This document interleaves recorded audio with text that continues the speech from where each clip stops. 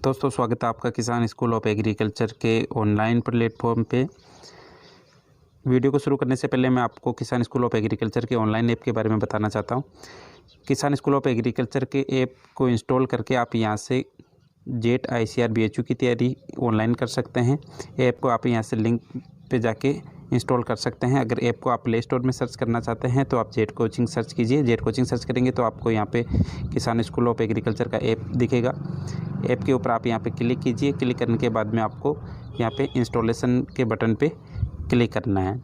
Installation के button पे जैसे आपने क्लिक करेंगे तो ऐप आपका यहाँ से इंस्टॉल होगा। ऐप को इंस्टॉल करने के बाद में आप यहाँ से जेट ICAR BHU का कोर्स ऑनलाइन परचेज कर सकते हैं। या स्टोर में आपको कंप्लीट कोर्सेज दिखेंगे। जो कोर्स आप लेना चाहते हैं वो कोर्स आप ले सकते हैं। ऐप का लिंक आपको डिस्क्रिप्शन में दिया हुआ है, वहाँ से जाके आप ऐप को इंस्टॉल कर सकते हैं। ऐप को अपने दोस्तों के साथ में शेयर करके आप पैसा भी कमा सकते हैं। चलिए दोस्तों वीडियो को शुरू करते हैं। नमस्कार साथियों, किसान school of agriculture online platform पर आप सभी का स्वागत है। मैं योगराज सिंह हो गया, बायोलॉजी फैकल्टी। तो हम बात कर रहे थे सबसे पहले जो टॉपिक है उसमें असगुणिता के बारे में। एन्यूप्लॉइडी, असगुणिता एन्यूप्लॉइडी किसे कहेंगे? इसकी परिभाषा होगी कि जीवों का जो आधारभूत गुणसूत्र है उसका आधारभूत गुणसूत्रों का 2 से अधिक पाया जाना। जैसे हम बात करते हैं कि इसमें कमी या वृद्धि का होना कि जीवों के आधारभूत गुणसूत्र जो 2n है, 2n में कमी या वृद्धि का होना क्या कहलाएगा? असगुणिता कहलाएगा। जीवों के आधारभूत गुणसूत्र जो 2n गुणसूत्र है उसका या तो कमी होना या उसका वृद्धि का होना क्या कहलाएगा? असगुणिता कहलाएगा, एन्यूप्लॉइडी कहलाएगा। यह असगुणिता 2 प्रकार का होता है, जिसमें हम सबसे पहले बात करते हैं असगुणिता में। पहला हम बात करते हैं असगुणिता के अंतर्गत अधोगुणिता के बारे में। अधोगुणिता, और अधोगुणिता को हम क्या कहेंगे? हाइपोप्लॉइडी।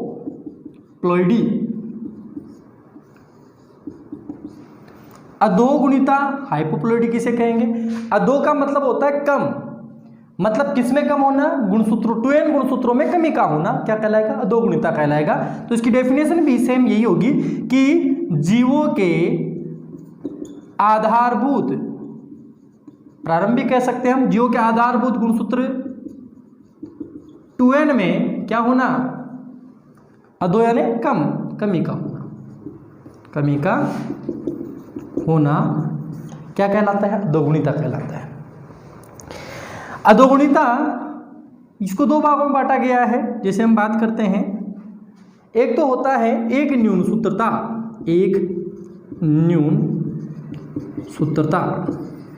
और एक न्यून सूत्रता को कहा जाएगा मोनोसोमी। क्या कहेंगे हम? मोनोसोमी। इसको प्रेजेंट किया जाता है 2n आधारभूत गुणसूत्र, क्या कम होना? 1 का न्यून होना। प्रारंभिक गुणसूत्रों में एक गुणसूत्र का कम होना एक न्यून सूत्रता मोनोसोमी कहलाता है।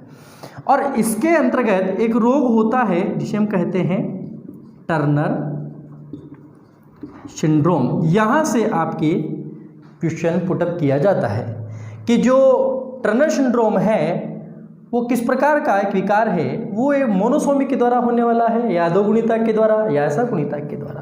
तो यहाँ से जो क्वेश्चन पुटअप होगा वो किस प्रकार से होगा? टर्नर सिंड्रोम के अंतर्गत से, यहाँ से टर्नर सिंड्रोम किसे कहते हैं? देखिए, टर्नर सिंड्रोम के अंतर्गत जो मादा के अंदर ये होने वाला रोग है जिसमें जो लिंग गुणसूत्र है, हम बात करते हैं ऑटोसोमल और एलोसोम। तो हमने कहा लिंग गुणसूत्र और अलिंग गुणसूत्र। अलिंग गुणसूत्र जो देह की रचना का निर्माण करते हैं और लिंग गुणसूत्र जो लिंग का निर्धारण करते हैं, सेक्स डिटर्मिनेशन करते हैं, और वो होता है 23वीं जोड़ी गुणसूत्र हम कह सकते हैं, जो नर में XY और मादा में XX होता है।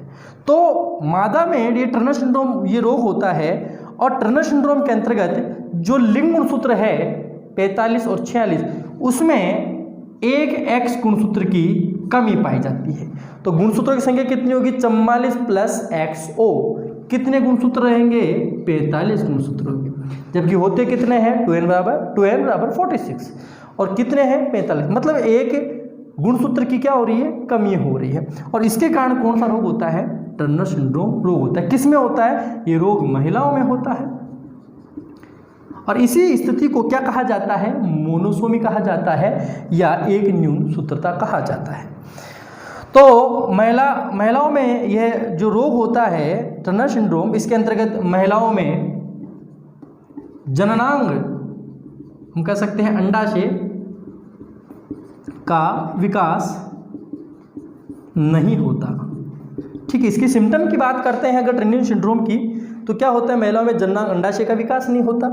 इसके अलावा जो मादा है, मादा की लंबाई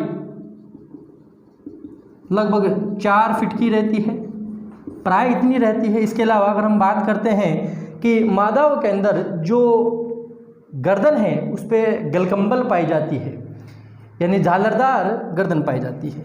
ठीक है, मादा में गर्दन झालरदार होती है।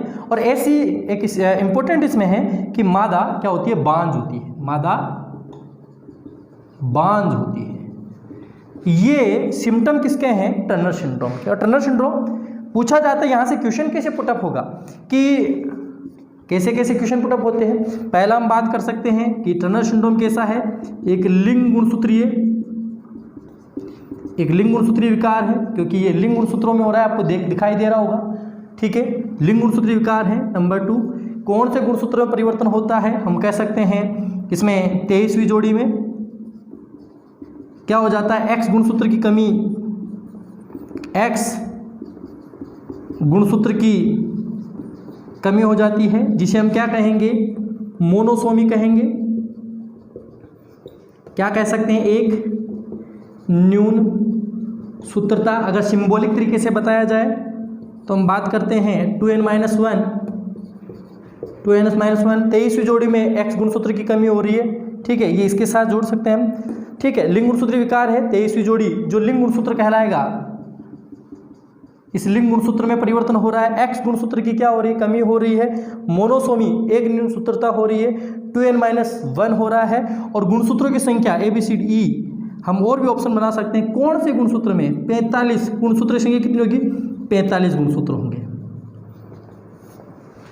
तो ऐसी स्थिति अगर होती है, ऑप्शन में दिया होता है, तो कौन सा होगा? टर्नर सिंड्रोम होगा। तो ऐसे क्वेश्चन यहाँ से पुटअप किए जाते हैं। और हम ये टॉपिक किसके अकॉर्डिंग रहा है? असगुणिता के अंतर्गत आ रहा है। असगुणिता जो कि आधार गुणसूत्र में कमियां वृद्धि का होना, लेकिन असगुणिता में हम बात करें अधोगुणिता की, हाइपोप्लॉइडी की, जो में आधार गुणसूत्रों में 2n में कमी का होना, कमी हो रही है यहाँ पे, लिंग गुणसूत्र में यहाँ पे हो रही, तो बता रहे हैं। तो हम बात करते हैं एक न्यून सूत्रता मोनोसोमी 2n-1 टर्नर सिंड्रोम, और टर्नर सिंड्रोम होता है एक न्यून, इसमें 44 प्लस XO बराबर 45। बात कर रहे हैं लिंग गुणसूत्रीय विकार है ये। इसका अगर क्वेश्चन पुटअप होता है तो ये ऑप्शन दिए हुए होंगे, इनमें से कोई ना कोई आएगा, तो आप बता सकते हैं कि एक लिंग गुणसूत्रीय विकार है। ठीक है, लिंग गुणसूत्रीय विकार है, 23वीं जोड़ी गुणसूत्र में होता है, एक्स गुणसूत्र की कमी के कारण हो रहा है, मोनोसोमी हो रही है, एक न्यून सूत्रता 2n-1, सिंबॉलिक तरीके से इसको हम कंप्लीट कर सकते हैं, और गुणसूत्र संख्या 45 हो रही है। कैरेक्टर की बात करते हैं, महिलाओं में जननांग अंडाशय का विकास नहीं होता, मादा की लंबाई 4 फीट तक की होती है, मादा में गर्दन होती है, उस पर झालरदार प्रवृत्ति पाई जाती है, झालरदार ये संरचना होती है, और मादा क्या होती है? बांझ होती है। यह कैरेक्टर पाया जाता है इसके अकॉर्डिंग। अब हम बात करेंगे, ये तो हो गया एक न्यून सूत्रता, और हम बात करेंगे द्विन्यून सूत्रता। ठीक है,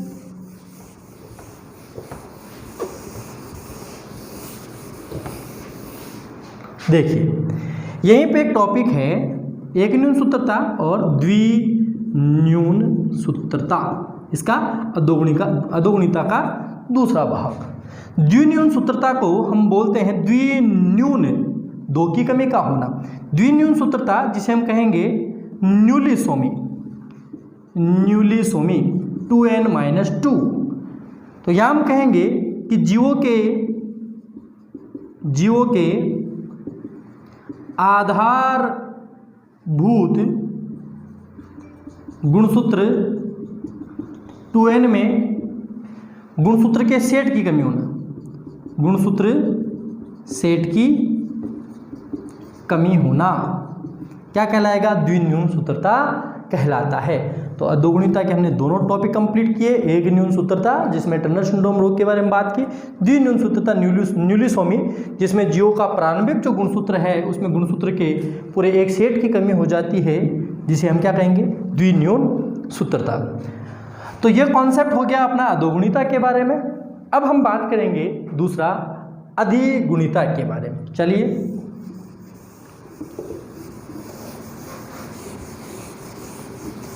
और ये कॉन्सेप्ट अभी किसके अकॉर्डिंग चल रहा है? असगुणिता के अंदर चल रहा है। तो दूसरा, पहला हमने कहा अधोगुणिता, और उसका दूसरा टॉपिक हम बात करेंगे अधिगुणिता।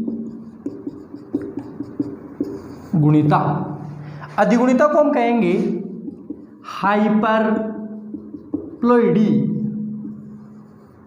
हाइपरप्लॉइडी, अधिगुणिता। तो इसमें क्या होगा? अधि यानी बढ़ जाना, ग्रोथ होना। तो हमने कहा कि जीवों के प्रारंभिक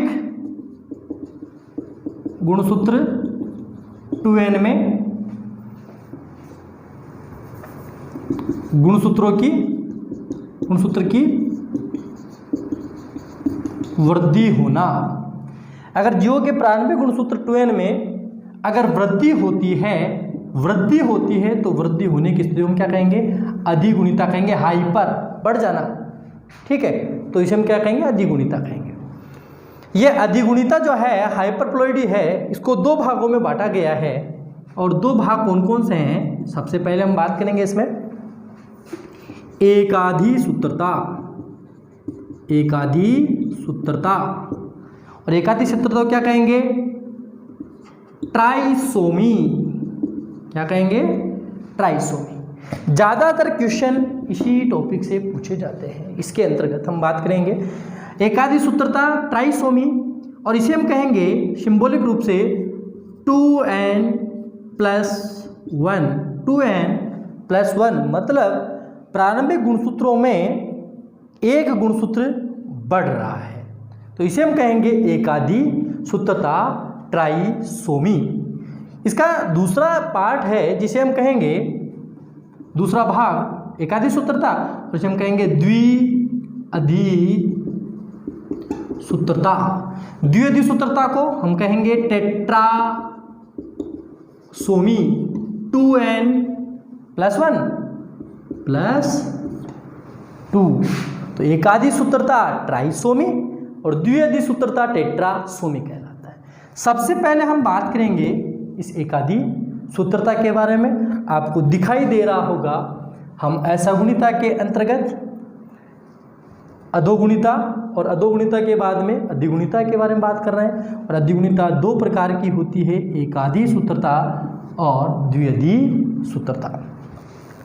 तो सबसे पहले हम बात करते हैं एकाधी सूत्रता के बारे में। ये किसमें है? अधिगुणिता के अंतर्गत है। लीजिए,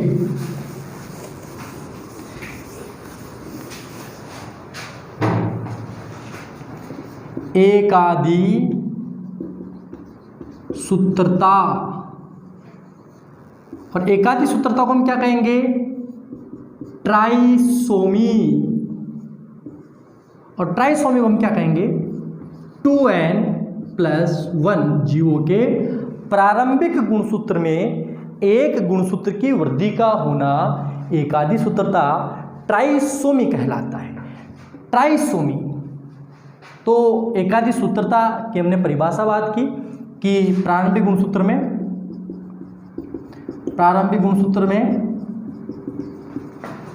एक गुणसूत्र की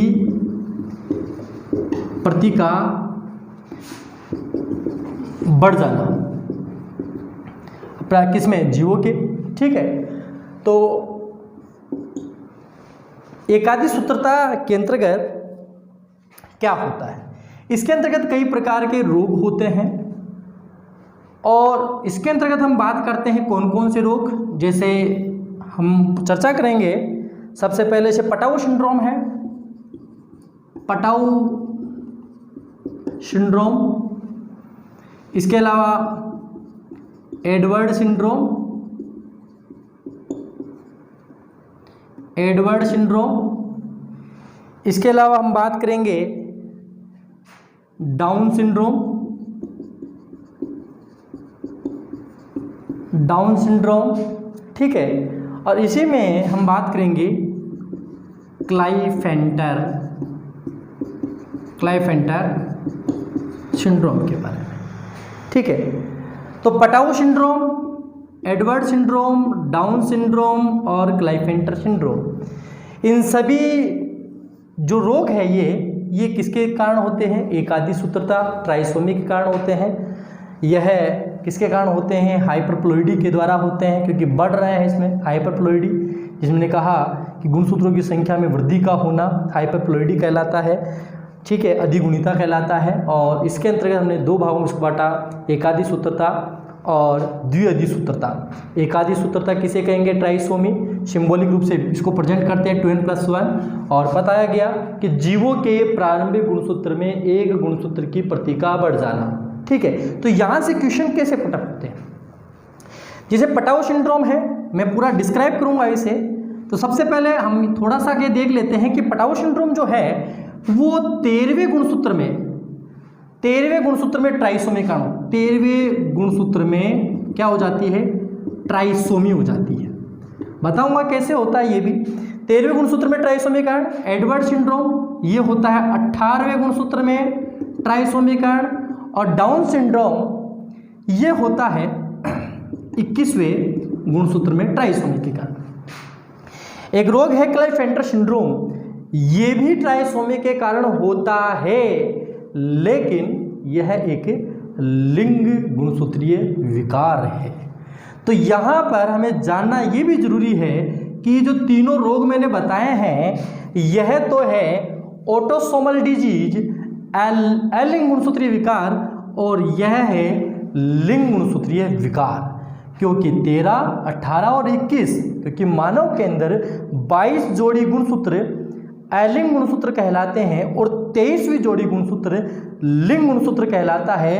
अगर एलिंग गुणसूत्र में ऑटोसोमल क्रोमोसोम में अगर परिवर्तन आता है तो उसके द्वारा होने वाले रोगों को हम अलिंग गुणसूत्रीय विकार कहते हैं, और अगर लिंग गुणसूत्रों में परिवर्तन आता है तो उसे लिंग गुणसूत्रीय विकार कहते हैं। यहाँ आपको सोचने का है कि यह भी विचार होना चाहिए, क्योंकि इनमें 13, 18 और 21 में एक्स गुणसूत्र की प्रति बढ़ रही है, तो इसमें भी बढ़ रही है, लेकिन किस में बढ़ रही है? लिंग गुणसूत्र में। लिंग गुणसूत्र में कैसे? जैसे हमने बात की 44 गुणसूत्र जो कि एलिंग गुणसूत्र होते हैं, और 45वां होता है, 46 होता है एक्स और वाई। अगर इसमें गुणसूत्रों की संख्या एक्स वाई हो जाती है तो ऐसी स्थिति में गुणसूत्र संख्या 47 हो जाती है। 47, 48 या 49 वो डिपेंडेंट होता है कि एक्स गुणसूत्र की प्रति बढ़ रही है या वाई गुणसूत्र की कितनी प्रतियां बढ़ रही है। लेकिन हम यहाँ पे बात कर सकते हैं, अभी मैं केवल एक एक्स गुणसूत्र की प्रति को बढ़ा रहा हूँ यहाँ पे, तो हम जान सकते हैं सिंबल के रूप में कि 44, 45, 46 और 47, मतलब होना चाहिए एक्स वाई, और एक एक्स गुणसूत्र की क्या हो रही है? प्रति बढ़ रही है, इसलिए गुणसूत्र संख्या कितनी हो रही है? 47 हो रही है। लिंग गुणसूत्र में परिवर्तन आ रहा है, इसलिए यह जो क्लाइफेंटर सिंड्रोम है एक लिंग गुणसूत्रीय विकार है, जबकि यह तीनों कैसे अलिंग गुणसूत्र या ऑटोसोमल डिजीज है। तो लेकिन बात यह है कि चारों जो डिजीज है वो हो किसके कारण हो रही है? एकादी सूत्रता या ट्राइसोमी के कारण हो रही है, ठीक है। तो अब हम इन सभी रोगों के बारे में एक एक करके पढ़ते हैं, एक एक पटाऊ सिंड्रोम के बारे में, और एडवर्ड सिंड्रोम के बारे में, डाउन सिंड्रोम के बारे में, और क्लाइफेंटर सिंड्रोम के बारे में, ठीक है। तो पहला पटाऊ सिंड्रोम के बारे में। एकादी सूत्रता ट्राइसोमी 2n+2 में 2n+1 प्रारंभिक गुणसूत्र में एक गुणसूत्र की प्रति का बढ़ जाना, जिसमें हम 4 प्रकार के रोगों के बारे में बात कर रहे हैं। पटाऊ सिंड्रोम 13वें गुणसूत्र में ट्राइसोमी, एडवर्ड सिंड्रोम 18वें गुणसूत्र में ट्राइसोमी और डाउन सिंड्रोम 21वें गुणसूत्र में ट्राइसोमी। क्लाइफेंटर सिंड्रोम जिसमें लिंग गुणसूत्र में परिवर्तन आता है और गुणसूत्र संख्या 47, 48 और 49 एक्स और वाई प्रतियों के बढ़ जाने से होती है। लेकिन यहाँ से क्वेश्चन पुटअप कैसा किया जाता है, जैसे अगर हम बात करते हैं कि इनमें से क्वेश्चन कैसे पुटअप होगा, मैं थोड़ा सा एक बार आपको कंप्लीट करता हूँ। जैसे क्लाइफेंटर मैंने मिटा दिया है, ये 3 सिंड्रोम है, पटाओ सिंड्रोम, एडवर्ड सिंड्रोम और डाउन सिंड्रोम। यहाँ से क्वेश्चन जैसे यहाँ से ऑप्शन कैसे बनेंगे, ये तीनों प्रकार की जो डिजीज है यह एक एलिंग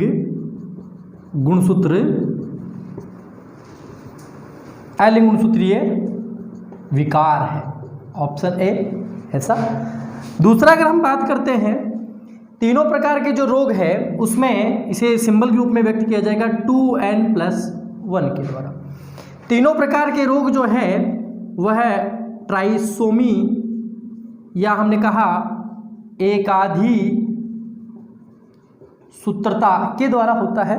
और एक ऑप्शन डी जिसमें आप सामने देख पा रहे हैं कि पटाओ सिंड्रोम 13वें गुणसूत्र के कारण, एडवर्ड सिंड्रोम 18वें गुणसूत्र के कारण और डाउन सिंड्रोम 21वें गुणसूत्र में ट्राइसोमी होने के कारण होता है। तो यहाँ से अगर क्वेश्चन पुटअप होता है कि जैसे हमने कहा, एक क्वेश्चन हम कंप्लीट कर सकते हैं कि पटाओ सिंड्रोम रोग है, एलिंग गुणसूत्रीय विकार है, 2n+1 की स्थिति हो सकती है, ट्राइसोमी एकाधी सूत्रता हो सकती है। अगर पटाओ सिंड्रोम की बात करते हैं तो 13वें गुणसूत्र में क्या होती है, ट्राइसोमी होती है, अर्थात एक्स गुणसूत्र की प्रति बढ़ जाती है।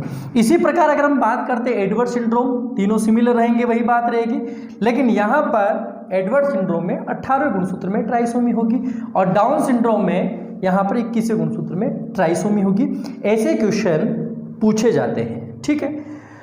तो आगे हम चर्चा करेंगे, ये तो बात हुई इनके बारे में। चलिए, तो हमने बात की जैसे पटाओ सिंड्रोम है, पटाओ सिंड्रोम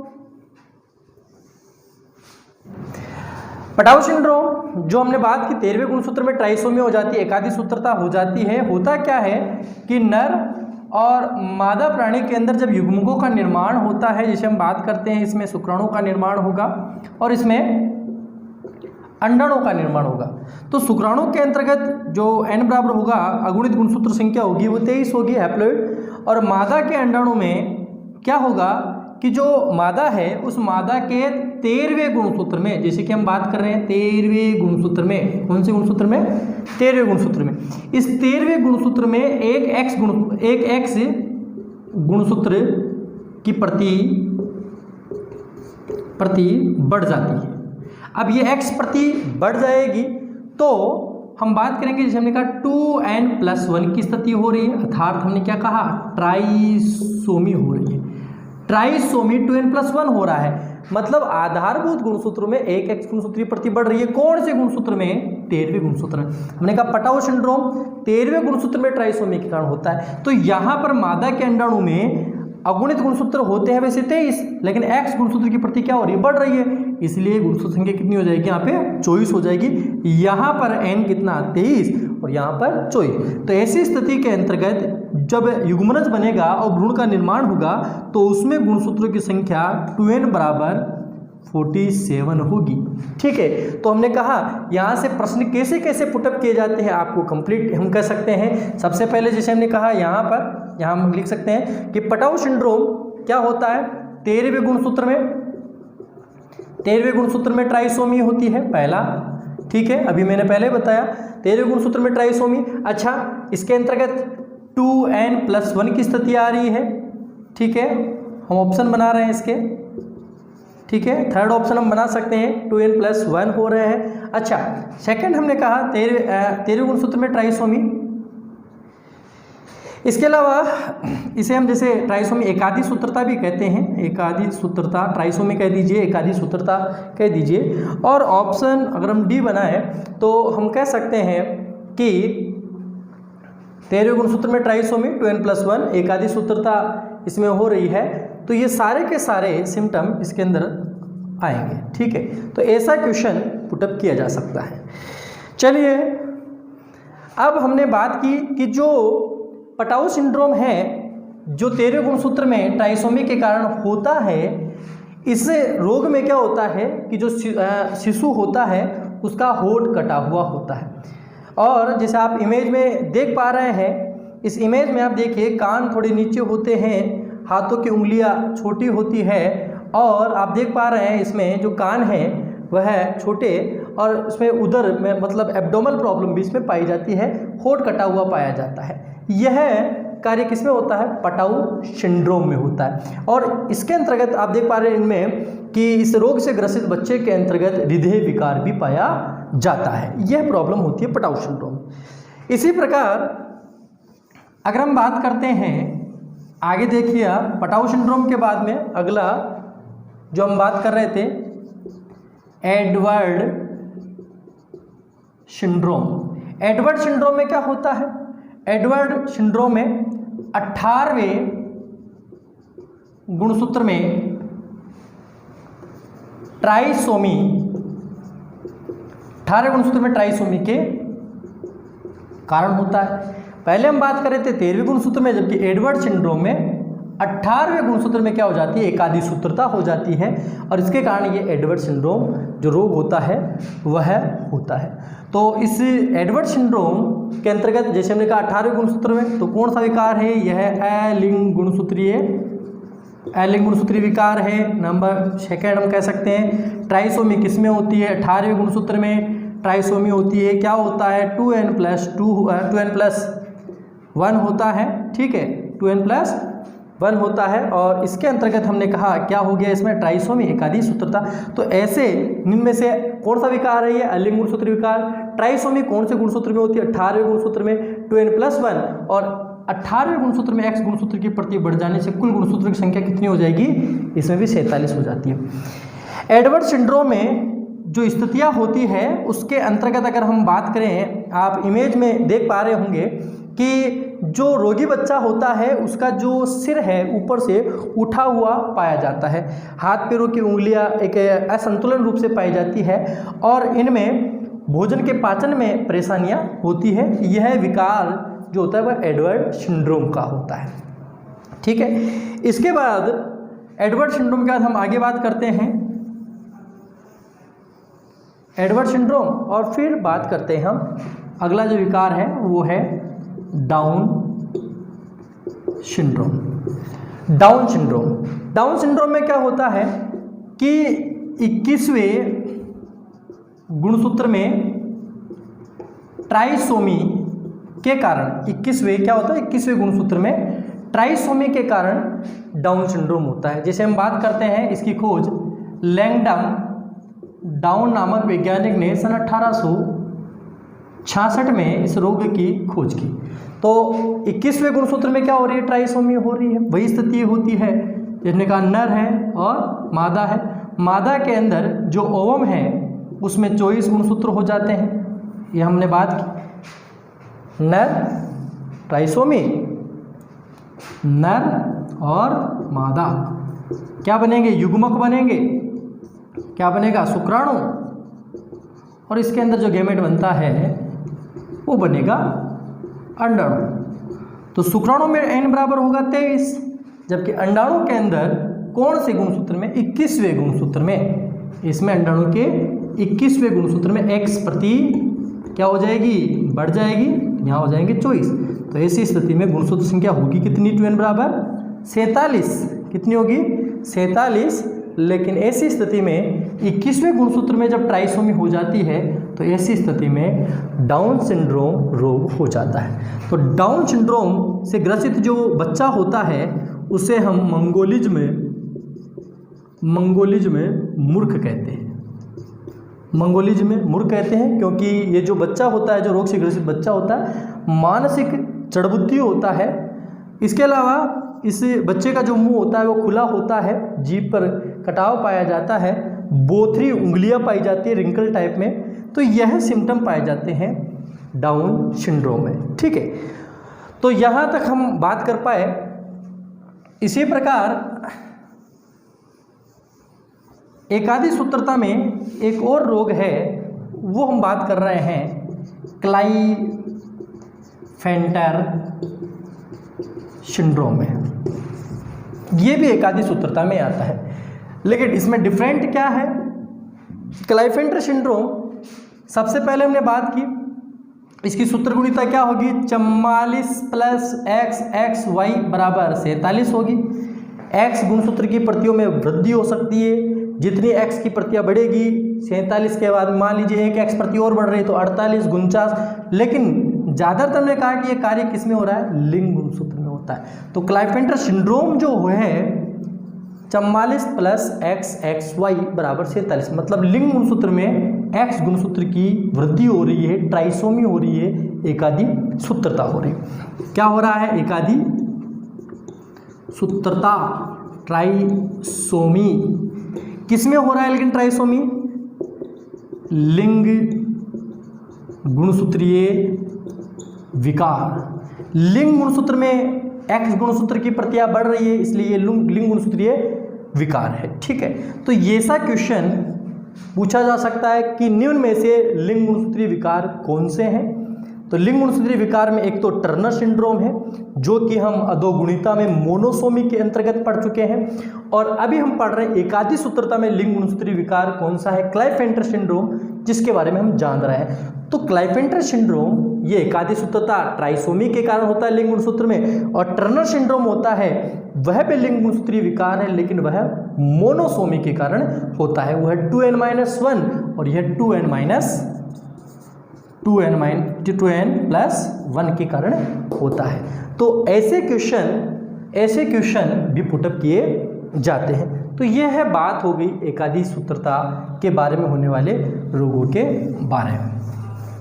इसके अलावा दूसरा हम इसका बी पार्ट जैसे बात कर रहे हैं, द्विअधिसूत्रता, जिसे हम कहते हैं टेट्रासोमी।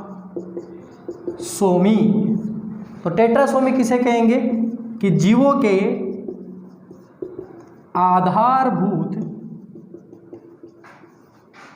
आधारभूत गुणसूत्र में गुणसूत्र के सेट या समुच्चय का बढ़ जाना। ठीक है, सेट का बढ़ जाना 2n+2, तो यह स्थिति हो जाती है जिसे हम क्या कहते हैं? द्विअधिसूत्रता, टेट्रासोमी कहते हैं। सामान्यतः से बच्चे जीवित नहीं रहते, तो द्विअधिसूत्रता टेट्रासोमी जीवों के आधारभूत 2n गुणसूत्र में उसे उनमें सेट में बढ़ जाना, एक पूरा सेट बढ़ जाता है। आधारभूत गुणसूत्र, प्रारंभिक गुणसूत्र में गुणसूत्र का पूरा सेट बढ़ जाता है। तो यह हम बात कर पाए ऐसा गुणिता के अंतर्गत हाइपरप्लॉइडी और हाइपोप्लॉइडी के बारे में। हाइपोप्लॉइडी दो प्रकार का होता है, मोनोसोमी, न्यूलिसोमी, और इसी प्रकार हाइपरप्लॉइडी के अंतर्गत हमने कहा ट्राइसोमी और टेट्रासोमी के बारे में। तो यह हमने रोगों की चर्चा की, विभिन्न प्रकार के रोग हम और ही बात करेंगे, ये अपना इसका कॉन्सेप्ट कंप्लीट हुआ। लेकिन जैसे कुछ रोग हैं, अभी हम आगे जानेंगे जीन उत्परिवर्तन के बारे में, लेकिन उससे पहले कुछ रोग है जैसे हम बात करेंगे जैसे जीन विलोपन के अंतर्गत जो रोग होते हैं, जैसे 5वें गुणसूत्र में जब कमी विलोपन होता है 5 गुणसूत्र में, तो उसके द्वारा एक रोग होता है केट क्राई सिंड्रोम रोग होता है 5वें गुणसूत्र में। ठीक है, जैसे हमने कहा 13वें गुणसूत्र में क्या हो जाती है? ट्राइसोमी होने के कारण एक रोग होता है पटाउ सिंड्रोम। एक होता है जिसे हमने कहा 18वें गुणसूत्र में ट्राइसोमी होती है, तो उससे होता है एडवर्ड सिंड्रोम। 21वें गुणसूत्र में जब ट्राइसोमी हो जाती है, 21वें गुणसूत्र में जब ट्राइसोमी हो जाती है, तो उसे हम कहते हैं डाउन सिंड्रोम। और इसी प्रकार 22वें गुणसूत्र में परिवर्तन आता है, तो उससे होता है फिलाडेल्फिया। इन दोनों के बारे में आगे और कुछ बताऊंगा, लेकिन थोड़ा सा आगे बताना चाहूँगा। जैसे 5वें गुणसूत्र में अगर गुणसूत्र के खंड का लोप हो जाता है, जो हम आगे पढ़ेंगे अल्पता में, तो उससे केट क्राई सिंड्रोम हो जाता है, जिससे उत्पन्न होने वाला बच्चा बिल्ली की तरह आवाज़ निकालता है। रोने पर बच्चे की आवाज़ बिल्ली की तरह होती है, पांचवें गुणसूत्र में, मैंने कहा सजीव प्राणी के अंतर्गत जब पांचवें गुणसूत्र की भुजा का लोप हो जाता है, विलोपन की क्रिया हो जाती है, तो बच्चे में एक रोग होता है कैट क्राई सिंड्रोम, और बच्चा रोने पर बिल्ली की तरह आवाज़ निकालता है, जिसे 13वें गुणसूत्र में ट्राइसोमी पटाउ सिंड्रोम, जिसके बारे में हम चर्चा कर चुके हैं, 18वें गुणसूत्र के द्वारा एडवर्ड सिंड्रोम, 21वें गुणसूत्र के द्वारा डाउन सिंड्रोम, और 22वें गुणसूत्र के अंदर जब परिवर्तन आता है, 22वां गुणसूत्र 9वें गुणसूत्र के साथ जुड़ जाता है, तो उससे फिलाडेल्फिया हो जाता है, जिसे हम ल्यूकेमिया, जिसे रक्त ब्लड कैंसर कहते हैं। इसकी चर्चा भी हम करेंगे, लेकिन इनको याद करने का एक तरीका हम कह सकते हैं, जैसे 5 को रोया मतलब क्रेट क्राई सिंड्रोम, 13 को पटाया,